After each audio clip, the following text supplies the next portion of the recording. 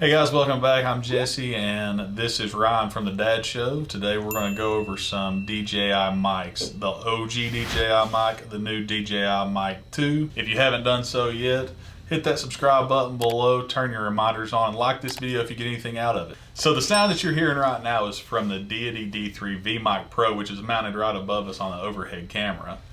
Now the sound that you're hearing, mine, is the sound from the original DJI mic, wireless mic system, directly how it sounds out of the box with a couple of minor adjustments I'll go over in a moment. So what I've got on is the DJI Mic 2. It is straight out of the box sound, just same as Jesse's is with their original DJI mic. Both of them are feeding through a Rodecaster Pro. There is no compressor, there is no equalizer or anything of that going on. We noticed that straight out of the box that the levels are Quite different. drastically different. Yeah, and we, as you can see, we both have them set around the same distance away from our mouths to try and give the best comparison that we possibly could sound-wise. And what we're gonna do is we've put y'all through enough pain in your ears of hearing unprocessed quality audio.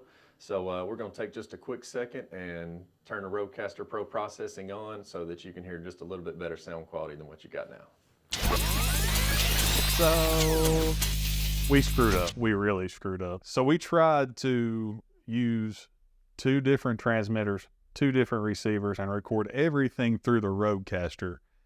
And when we got into post-edit, that really sounded bad. So now what we're going to do is we are going to record to each individual transmitter and pull the audio off that and switch in post. So if you see at the bottom of your screen that it says DJI Mic 1, that'll be me. If it says DJI Mic 2, that'll be me. So now we're going to go through all the differences that we think are pertinent for you if you are planning on buying either the DJI Mic 1 or the DJI Mic 2. So for the Mic 1, it comes in a drawstring style bag, and it's a very simple style bag. For the Mic 2, so DJI done a really great job of upgrading the case for the Mic 2. So as I'll show you, the actual mics and receiver fit in there really good, closes up, zippers up, but the extras in here is where they really showed out. So you've got a space here in the center where your dead cats or your win cats can go. It's also got an extra space for, anything else. In the back area back here, you have room for cables, and as you can see, you already have mine stuffed full. So as far as the hard case goes, the Mic 1 comes in a clamshell top hard case as seen here. You open it up, you have places for both the transmitters. Obviously, I am wearing one of the transmitters. The transmitters on these are opaque transmitters with a magnet for, putting, if you want to attach the magnet to a shirt, as you see in our videos here, this is what we've used to attach the mics to our shirts. When you pull the transmitter out, you have a USB-C jack to be able to pull off your audio, like what we are going to do with this part of the video. We're going to pull the audio straight off the transmitters and use that. Power button, other side you have a record button as well as a link button. The receiver is all touchscreen. It has a place to monitor with a headphone jack. It has your line out, also has a power button and a USB-C. Connections, if you wanted to take the cold shoe off, which it's not too terribly hard to do, but I'm not going to do it in this video. Take that cold shoe off and you can attach either a USB-C jack to put into maybe an Android style phone or a new iPhone, or a lightning connector. So you can use your older iPhones with lightning cables to be able to record into, and that plugs into your receiver. The game has really stepped up for DJI Mic 2, I feel like, and it starts with the case. The case is a little bit harder. I feel like it's more durable, more military grade, I guess you could say, is what I would refer to it as. Just like the OG, you have two transmitters, a receiver, you have both your USB-C and your lightning connectors in there. On the receiver is where I feel like they upgraded quite a bit. We'll go over the transmitter in just a second.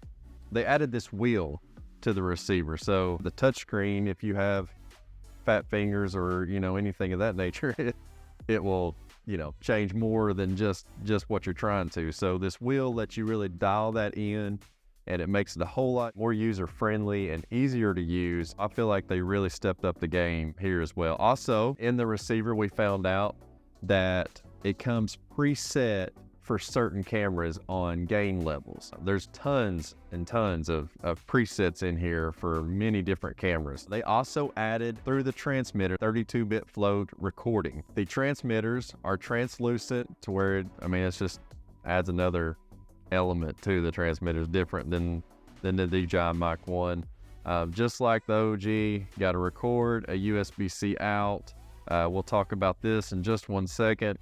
You got your link and your power button. One thing that I don't like, that I like more, which I may steal Jesse's magnets here before he gets out of the studio, but what I do like about the OG is that it's black. So if you have on a black shirt and you want to put the transmitter under your shirt and just have the magnet on the outside, you're not going to have any branding. It's a lot easier to hide. The new magnets, it is, we'll show you, it's branded on both sides. DJI, I'm kind of disappointed that, I understand marketing, but I prefer the all black magnets to be able to just give it a cleaner look so that it's, not so bulky. So where they also changed around the dead cats for the DJI Mic 2. It has a little plastic piece sticking out and kind of a cap inside the dead cat.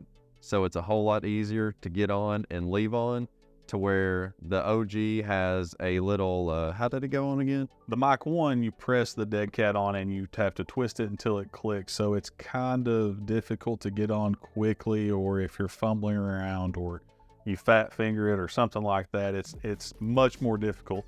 I feel like the adapter for the 3.5 millimeter jack is much more user friendly than the original.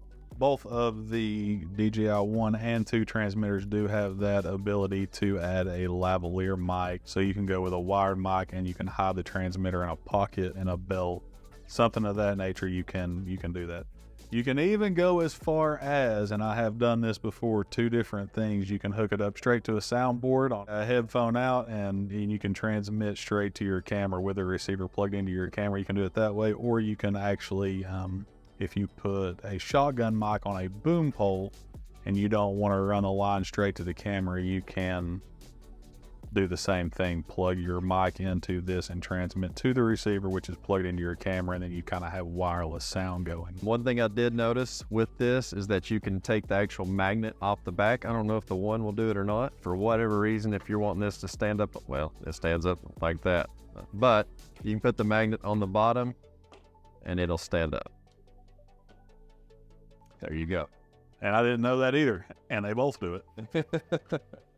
Kudos DJI for that little Easter egg that we found there. Also, I do want to mention that you can record straight to the transmitter. Plug it up to the computer like Jesse said a little bit earlier, and it's just like pulling audio off an SD card.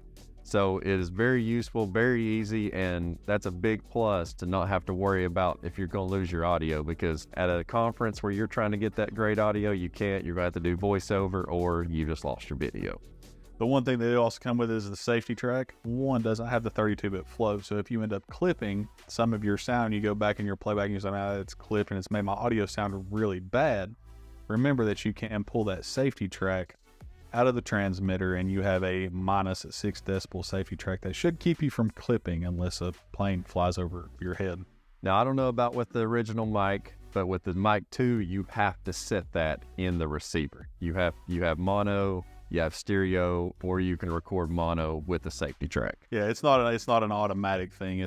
But you have that option just to think about safety in your audio, how you always have a backup. And I usually don't have a backup. I got a backup for a backup. Yeah, he's really safe about his audio. I'm really not. I'm just like, yeah, well, we're just going to hit record and see what happens. Kind of like the beginning of this video. If you have this plugged into a camera, it is auto on and off with your camera. If you have this hooked into your camera and you go to turn your camera off, it will automatically shut the receiver off. The transmitters will connect via Bluetooth to a Bluetooth device as well. So it'll connect to your phone, so you get good audio straight to your phone, out of the microphones and stuff of that nature. And those are both features that the Mic 1 does not offer. I mean, I have to say that I'm pretty impressed with the audio I'm a disclaimer. I have no experience with the original mic, so I didn't know what to expect. But with the Mic 2, I'm very impressed with the sound quality. And the sound quality of the Mic 1's great as well. I think the features that DJI's improved with the Mic 2 are really a selling point for it. And the price didn't change. So they released the Mic 2 and it was the same price as you could get the Mic 1 set for. Now I know you can get the one transmitter, one receiver in Mic 1, and I believe you can in the Mic 2 as well, which wasn't an option at first. At first you had to buy the dual transmitter Mic 1s, and then they came out with the one transmitter, one receiver. And really that's it, because so when you could buy this brand new and it was the only one out, it's the same price as what you could get the Mic 2 for now. And you have the options to do either one, but I believe honestly with the upgrades that have come to the Mic 2, I think it's a kind of a no-brainer. I wish I would have waited a year. So here's the question that I'm sure they want to answer too. Is it worth the upgrade from the Mic 1? I don't use these all the time. These are specific scenario cases. I should probably use them more, but a lot of the times I'm using a shotgun microphone, or now that I have access to this wonderful studio, I've got 4 Shure SM7Bs that are waiting for me to use. Is it worth upgrading? I think that depends on the person. If they know they're going to need that 32-bit flow, which is a great feature to have, absolutely. If you do a lot of run and gun shooting and you're quick to turn your camera on, turn your camera off, and you don't want to have to think about turning your mics off, and they can just go into that standby mode, that's a great feature to have. And the case itself is, I believe, is a little more rugged. I don't think you're going to break this case or miss the one case up, but the other case is nicer. So is it worth the upgrade for me?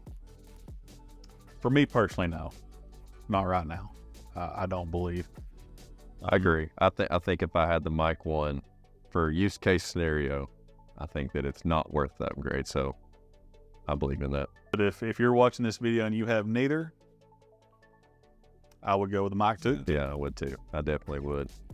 He mentioned 32-bit float. So for simple terms, it gives you a lot larger decibel floor to be able to go in between. Meaning where, if you happen to get loud in a video, like you get excited about a product and you're really going, or you want to yell to somebody across the field, it will give you that. Or if you're talking really low, it'll give you that as well.